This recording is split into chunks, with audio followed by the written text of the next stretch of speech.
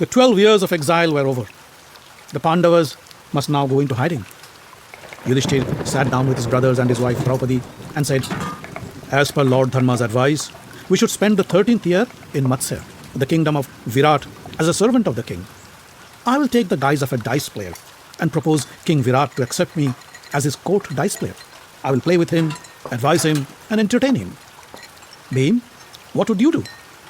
Bhim said, "Oh, it's easy. I will serve as a cook in Virat's kitchen. I can also entertain him by fighting with elephants and bulls." "Arjun, what about you?" asked Yudhishthir. "I will take the guise of a eunuch, dress myself as a woman, and teach music and dance to the ladies of the palace. It is a destiny that I have to fulfill," said Arjun.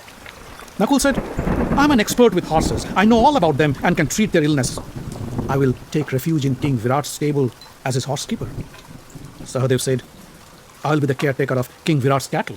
I know how to take care of cows and I can serve him well." Yudhishthir then looked at Draupadi and said, "Panchali, you are a princess and a queen. I wonder how you would handle this life of a servant." Draupadi smiled and said, "A woman who agrees to serve as a maid of her own will is known as a Sairindri. I will serve Sudeshna, the queen of Virat, as her personal hairdresser and a maid. I am sure she will treat me well." Yudhishthir was satisfied with the plan.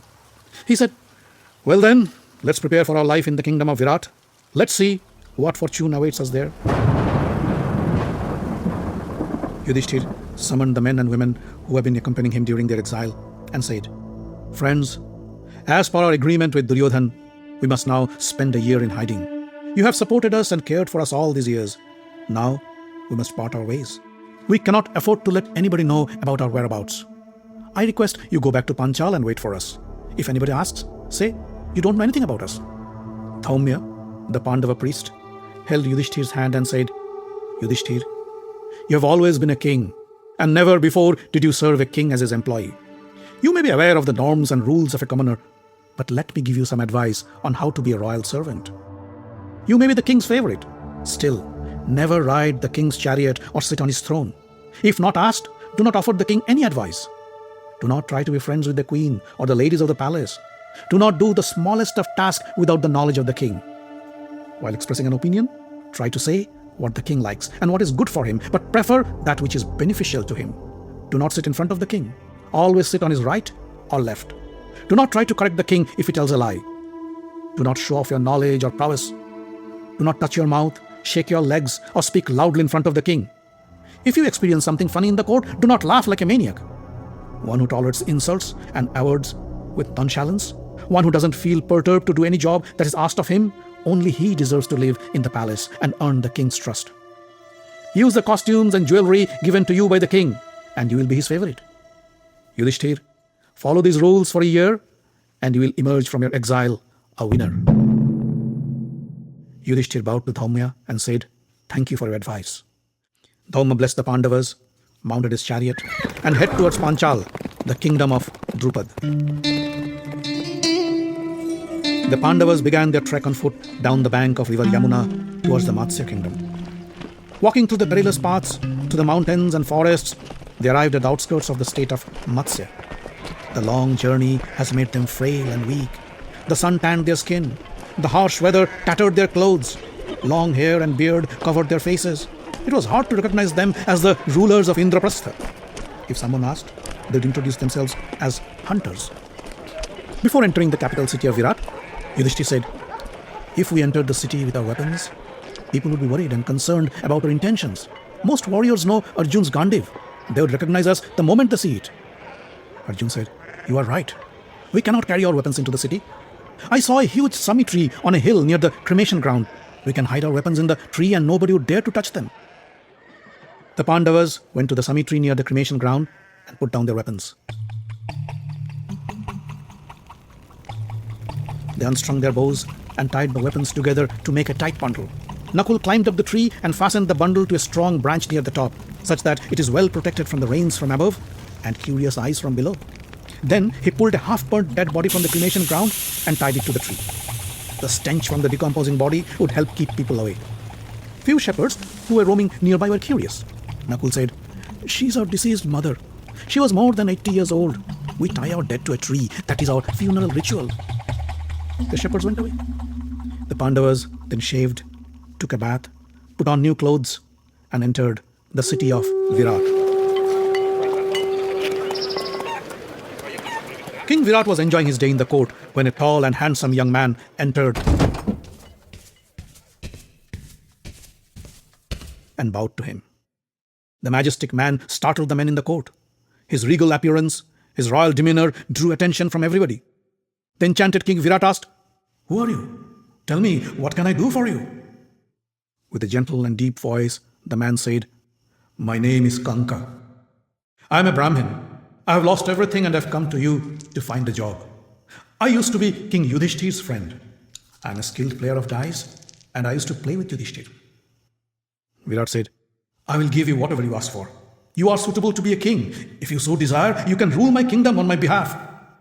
Kanka said, "No, my king. I do not wish to rule your kingdom. If you would be kind enough to employ me as your personal dice player, I'd be grateful." Virat was happy with Kanka's humility.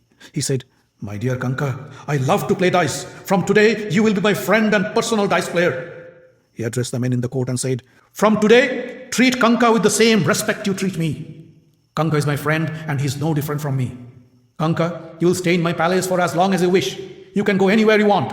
No doors are closed for you.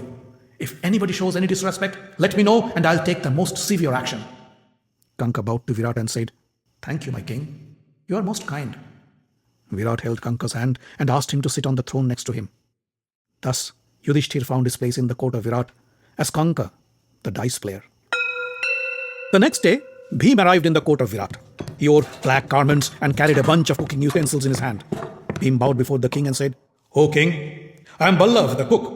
I can prepare delicious meals. I used to cook for King Yudhishthir, who loved my dishes. I am also skilled in wrestling and hand-to-hand combat.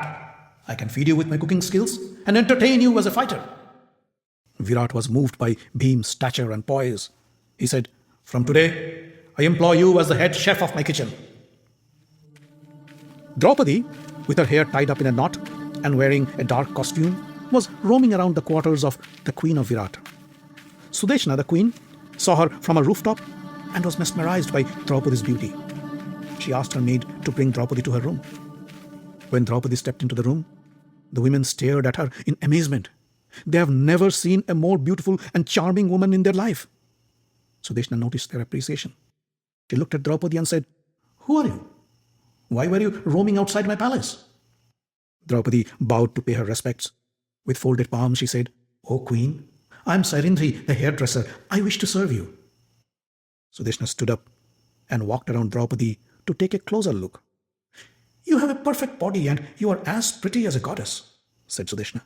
"It is hard for me to accept you as a hairdresser." "Trust me, I am indeed a hairdresser," said Draupadi. "I am skilled in makeup, beauty treatments and hairstyling. I used to serve Krishna's wife, Satyabhama. I also served Panchali, the Pandava queen. They treated me well. Queen Satyabhama called me Malini." Sudeshna was still skeptic. "I can retain you as my hairdresser, but I am afraid my husband, King Virat, would not be able to control himself once he lays his eyes on you. And why not? Your beauty has cast a spell on the women of my palace. I can only imagine how the men would react. I am almost certain once my husband sees your divine beauty, he'd forget me. It would be stupid of me to bring you into the palace." Draupadi turned around and with a stern voice she said, "No man, not even King Virat can touch me. I have 5 powerful Gandharva husbands and they always protect me. I am serving as a maid only to complete a penance.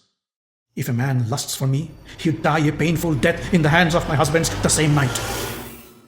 Sudeshna held Draupadi's arm and said, "Sairindri, I will retain you as my hairdresser. I will make sure you are treated with respect. Welcome to my palace." Next came Sahadev to Virat's court and said, "I am Tantipal. I know all about cows and I take care of cows. I used to tend to the Pandavas' cattle, but I don't know where they are now. I'd be obliged if you would be kind enough to employ me in your cattle ranch." Virat said, "Welcome to my kingdom, Tantipal. From today, I give you the responsibility of my cattle. I have millions of them and they are taken care of by thousands of cowherds. You will be their master." The following day, the men in Virat's court saw a tall, dark person enter the hall. Although the person looked like a man, he wore fine women's costume, golden jewelry, his long hair flowing down to his shoulders, and he walked with a feminine grace. It was Arjun, guised as a eunuch. The surprised king looked at him and said, "Who are you? You have the stature of a handsome man, but you behave like a woman. I can imagine you as a warrior, but not as a woman." Arjun bowed down to Virat and said, O king, I am neither a man nor a woman. Fate has made me a eunuch, and maybe someday I will tell you my story. My name is Brihannala, and you may treat me as your son or your daughter. I am a virtuoso musician and dancer. Please allow me to teach your daughter, Princess Uttara, the skills of music and dance. Next arrived Nakul. With folded palms, he bowed to Virat and said, "Hail, O King Virat! I am Granthik. I am an expert with horses. I used to be the head of the keepers of Pandava's stable. I can take care of your horses if you'd like." Virat welcomed Nakul and said, "I'd consider myself fortunate to have you as my stable keeper. From today, I make you in charge of my horses, my stable, and my staff." Thus, the Pandavas, who once ruled the earth, began to serve their time in hiding as servants of King Virat for 1 year. Yudhishthir entertained the king by playing dice with him and his challengers. Bhim cooked delicious meals for the king and once in a while entertained him by fighting the visiting wrestlers. Arjun spent his time teaching the ladies in the palace the art of music and dance, skills he mastered during his stay in the heavens. Nakul took care of the king's horses, and Sahadev took care of the king's cattle. Draupadi served Queen Sudeshna as her personal maid and hairdresser. 10 months passed without any untoward incident, and the brothers were looking forward to their freedom in 2 months. Just when everything looked good, things took an unpleasant turn.